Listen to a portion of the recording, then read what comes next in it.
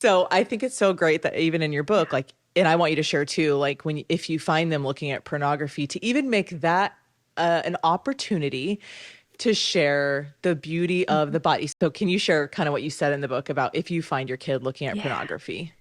Yeah. So with pornography, I mean, again, it's so emotional for parents. I even write, I think, in the book about somebody who was sharing with me, just the thought of that moment is so upsetting, as it should be, because it's Hmm. so wrong.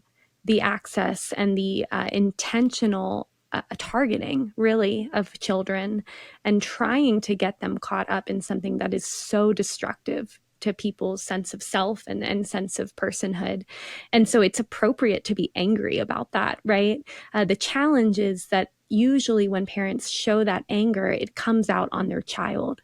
And so I often remind parents that if you are walking in on your child viewing pornography, you are in the best position to help your child.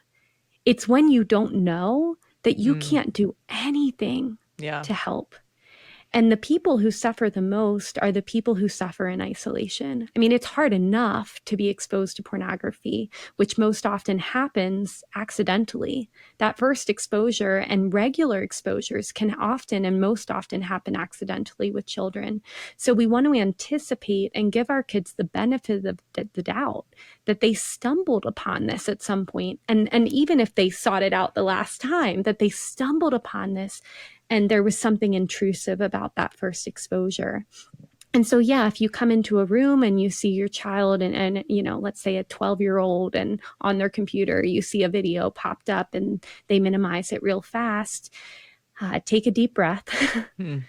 because in that moment, the most important thing is showing up for your child who's been targeted by terrible content. Mm, And yeah. that's the way you want to think about it is how do I help my kid in this moment know, number one, that I see them, I'm grateful, and I want to be the person who knows what's going on in their life, no matter how hard it is to know. And there's nowhere else I'd rather be than with you in the reality of what you're going through. And so if you can in that moment to turn towards your kid and sit down, you know, sit down next to them and say, hey, I noticed what was just on that screen. Um, can you tell me about how you came upon that? I know sometimes it's on accidental, sometimes we search for it. Um, how did that come up? And then they might lie, they might tell you the truth. You can't really know that at the moment. And then you just want to get them talking. How long has that been going on? And they might say, oh, it's only one time. Okay. Um, what does it feel like to see that? What does it feel like to have me walk in? Right? And you're just getting them talking. And if they're not in a position to talk because they're totally frozen, then you might just take that as a cue and say, this is really important to me. I'm so grateful that I walked in when I did because I want to know what's really going on and I can help you with these things. So why don't we take a break? I can tell you're really closed off. And this is a hard conversation. We've never had this happen before. So we'll circle back, let's take a break now and we'll come back together later and come back later. If you can go for a drive or, sit and do something together with kids and teens. We don't want to do face to face, just stare downs. It's so anxiety provoking for kids. So finding a way to do something together where you can bring it back up and get really curious about how long it's been there and continue to build out the sense that these are exactly the things that I want to be present to you within, as much as I don't want to have to navigate something that really is so wrong for kids to be exposed to. And so I talk about that in more detail, but yeah, that's a little bit of that. Yeah, I would say, and the hope is as parents, like we prepare our kids because it's not necessarily if it's going to happen, it's when it's going to happen. I mean, but I know the average age is 11 that a kid is exposed to pornography, which that's the average. And Bobby working in an all boys school, I mean, many of them, it was 8 years old, 9 years old. I've worked with girls That's and right. boys. Again, it's getting younger and younger. And even a friend of mine whose kid goes to a Catholic school was like, yeah, a boy shoved his phone in my kid's face and it was porn, right? Like on the bus or whatever. Yes. And so it's Mm-hmm. it's not if it's going to happen, it's when it's going to happen. So the hope is that we prep our kids, and there are books like Good Pictures, Bad Pictures, Good Pictures, Bad Pictures Junior, and that just, talking about the beauty of the body, and that we don't ever look at, if, and to us telling our kids, like, if you ever see a picture where it shows somebody doing this, just come tell mom or dad, and, you won't get in trouble.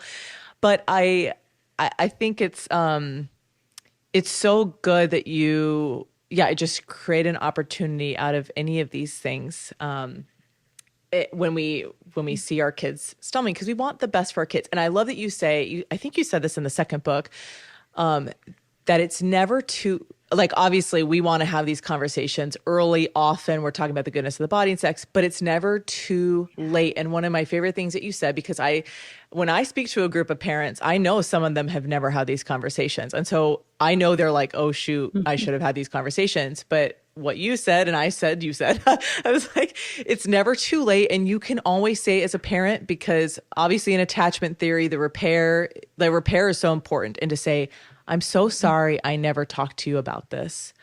I'm so sorry I never talked to you about the goodness of sex, because I should have been the one. And for kids to hear their parents admit that they were wrong, or they're sorry, like, I'm sorry I never talked to you about pornography because I should have been the one to talk with you about this. So I love that you in the book say it's never too late to have those conversations, or even apologize that you should have been the one to have those conversations, and they shouldn't have found out from the internet or from their friends or from whatever source it was.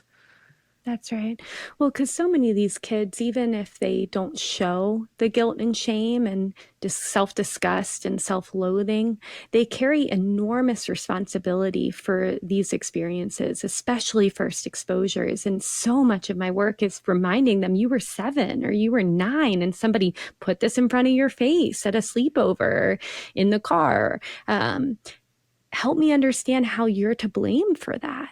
And it helps to have parents take some of the responsibility to say, hey, this is part of this, not all of this, but part of this. It's my responsibility to protect you, not your responsibility as a 7-year-old to know what to do with some of the more horrific imagery that we can conjure up. I mean, it's just such a big ask.